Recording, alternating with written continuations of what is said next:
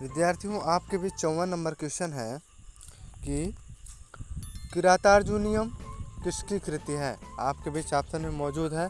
पहला ऑप्शन है भारवी, दूसरा ऑप्शन है महेंद्र वर्मन, तीसरा ऑप्शन है कालिदास और चौथा ऑप्शन है जायस। विद्यार्थियों, इसका राइट आंसर हो जाएगा ऑप्शन नंबर ए यानी भारवी। हमारा करेक्ट आंसर हो जाएगा भारवी। ठीक है, इसी कड़ी के साथ आपको थोड़ा सा जानकारी देना चाहेंगे कि किरातार्जुनीयम प्रसिद्ध प्राचीन संस्कृत ग्रंथों में से एक है और इसके रचनाकार महाकवि भारवी हैं और जिनका समय 6वीं शताब्दी या 7वीं शताब्दी माना जाता है। यह रचना किरात रूपधारी शिव एवं पांडु पुत्र अर्जुन के बीच हुए धनुर्युद्ध तथा वार्तालाप पर आधारित है और कालिदास के पश्चात संस्कृत कवियों में भारवी का ऊंचा स्थान है, जो लगभग कालिदास के ही समकालीन हैं। ठीक है, इसी कड़ी के साथ नेक्स्ट क्वेश्चन की ओर चलते हैं।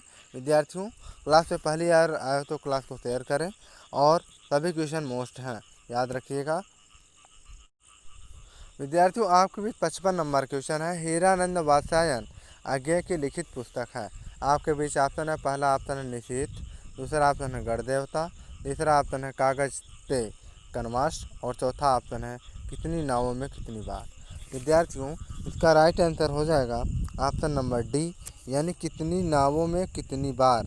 ये हमारा करेक्ट आंसर हो जाएगा। हीरानंद वात्स्यायन आज्ञा की लिखित पुस्तक है कितनी बार।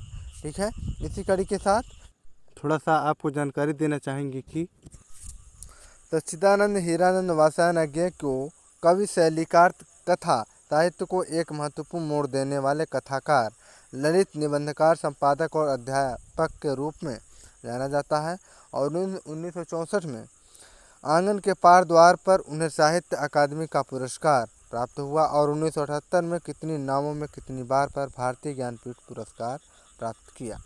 याद रखिएगा अच्छे से, वेरी मोस्ट क्वेश्चन है। ठीक है, इसी कड़ी के साथ नेक्स्ट क्वेश्चन की ओर चलते हैं। विद्यार्थियों, आपके बीच 56 नंबर क्वेश्चन है।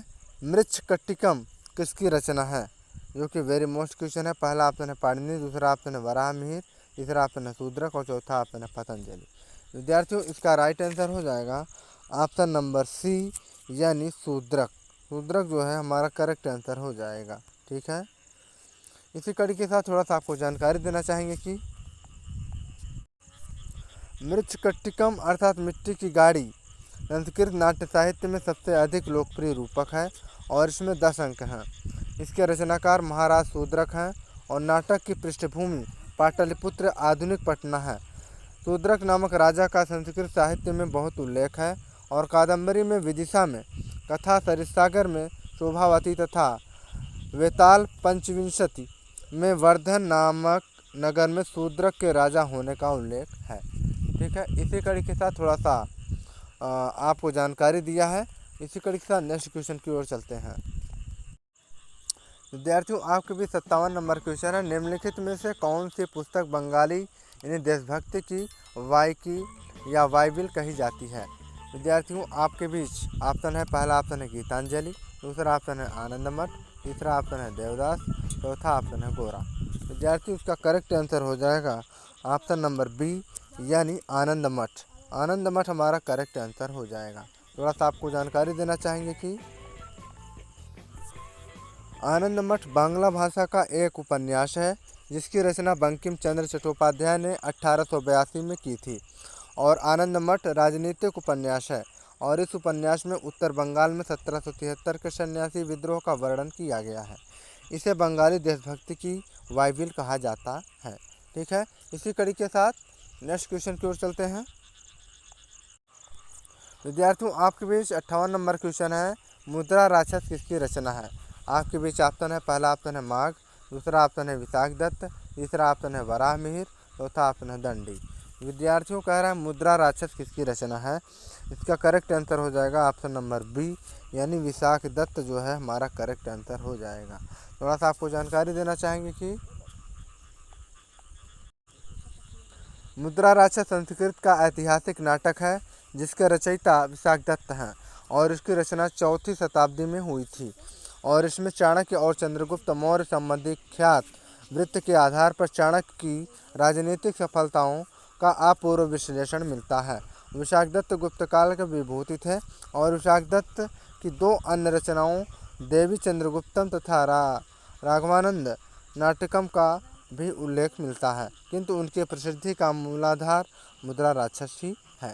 इसी जानकारी के साथ नेक्स्ट क्वेश्चन की ओर चलते हैं। तभी क्वेश्चन मोस्ट हैं, याद रखिएगा, नहीं पछताने का मौका मिलेगा। विद्यार्थियों, आपके बीच 59 नंबर क्वेश्चन है। M.K. गांधी द्वारा लिखी गई पहली पुस्तक कौन सी है?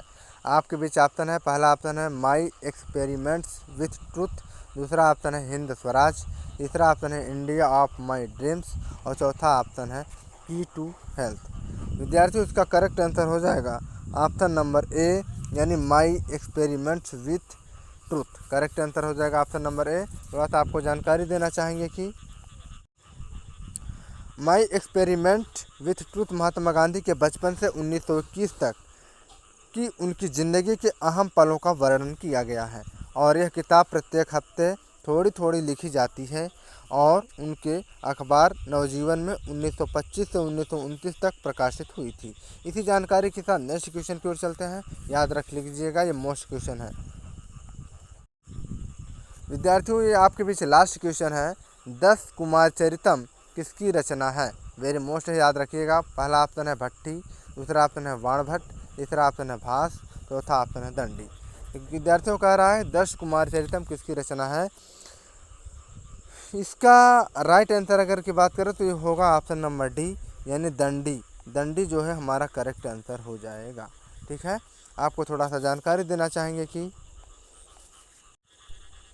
10 कुमार चरितम दंडी यानी 6ठ या 7वीं शताब्दी ईस्वी द्वारा प्रणीत संस्कृत गद्य काव्य है और इसमें 10 कुमारों का चरित्र वर्णित होने के कारण इसका नाम 10 कुमार चरित है और दंडी संस्कृत भाषा के प्रसिद्ध साहित्यकार हैं। इसी जानकारी के साथ अब मिलेंगे आपके बीच नेक्स्ट वीडियो में, और वीडियो अच्छी लगी तो लाइक करिएगा, सभी विद्यार्थियों के प्रति शेयर करिएगा और अंत में सब्सक्राइब करिएगा। Thanks for watching. Class most था, याद करके जाइएगा, अन्यथा पछताने का मौका मिलेगा।